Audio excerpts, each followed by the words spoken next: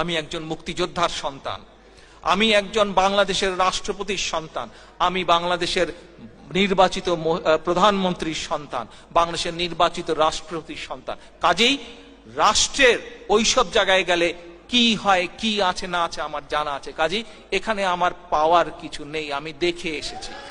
আজ আজ আজ আমি আমার বাবার রেখে যাওয়া আদর্শ পালনের চেষ্টা করছি। কতটুকু সফল হয়েছে পরবর্তীকালে জাতি সেটি বিচার করবে। আমি আমার মা দেশনেত্রী খালেদা জিয়া যেই আদর্শকে সামনে রেখে মানুষের জন্য সংগ্রাম করেছেন, মানুষের জন্য কাজ করেছেন, সেটিকে সামনে রেখে রাজনীতি করার চেষ্টা করছি। কাজেই আমি ওগুলো দেখে এসেছি। ওগুলার মধ্যে আমার কোনো নতুনত্ব বলে কিছু নেই।